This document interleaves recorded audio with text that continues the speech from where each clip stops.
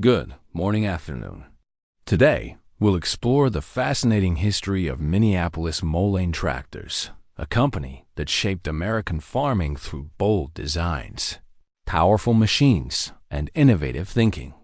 From its creation in the 1920s to its final years in the 1970s, Minneapolis left a lasting mark on agriculture. The merger of 1929. In 1929, three respected companies combined to form the Minneapolis Moline Power Implement Company. These were the Moline Plow Company of Illinois, known for plows and early tractors; the Minneapolis Steel and Machinery Company, which had already built engines and tractors under the Twin City name; the Twin City Tractor Company, famous for powerful prairie tractors. The merger gave Minneapolis Moline instant credibility, a wide product line, strong finances, and some of the best engineering talent in the farm equipment industry. The 1930s. Prairie Gold arrives. During the 1930s, the company focused on creating tractors that were rugged, reliable, and powerful.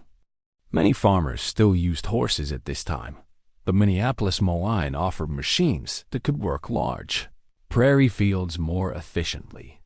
The early tractors carried over the Twin City designs, but soon Minneapolis Moline introduced new models under its own name.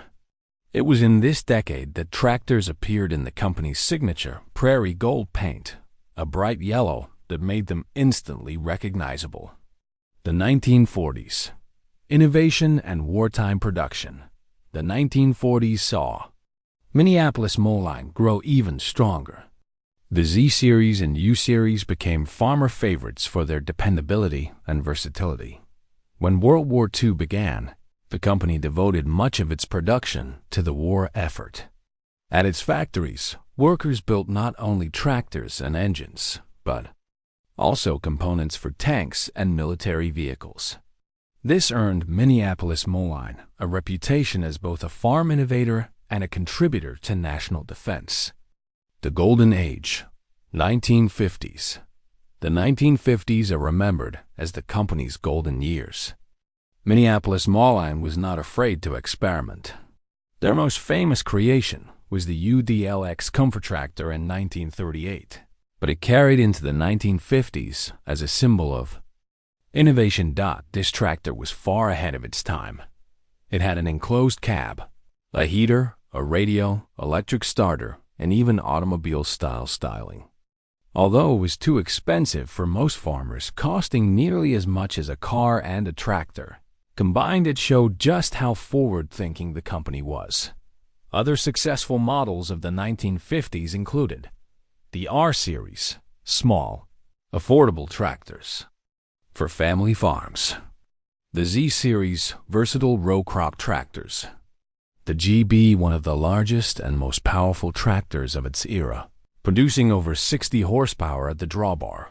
These tractors made Minneapolis Moline stand out as a serious competitor in the tractor industry. The 1960s. Competition and struggles. In the 1960s, farming in America was changing. Farms were getting larger, and farmers demanded bigger, diesel-powered tractors. Minneapolis Moline responded with machines like the G1000, introduced in 1965, which offered more power and modern styling. However, the competition was fierce. John Deere had its 4010 and 4020 tractors dominating the market. International Harvester, Case, and Oliver also gained ground. Minneapolis Moline tried to keep pace with new technology, but sales began to slow. Financial pressures and the changing farm economy made it difficult for the company to stay independent.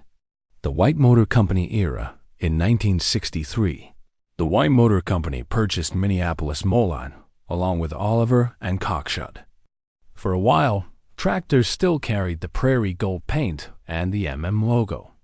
But as the 1970s arrived, White began consolidating all of its tractor brands under one name.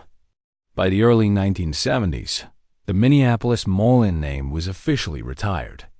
The last true Minneapolis Moline tractors rolled off the assembly line, marking the end of a company that had once been a major force in American farming. The legacy of Minneapolis Moline, even though the company no longer exists, its tractors live on.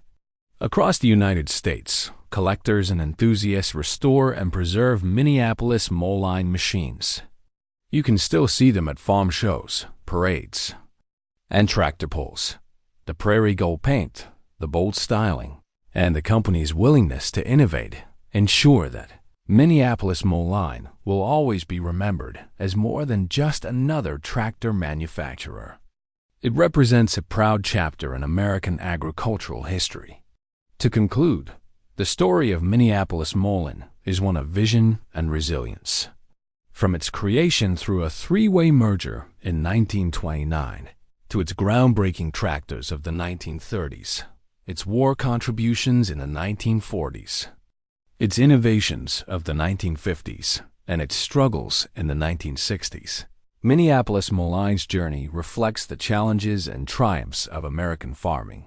Today, its tractors continue to inspire admiration, both for their history and for their role in transforming agriculture. Thank you.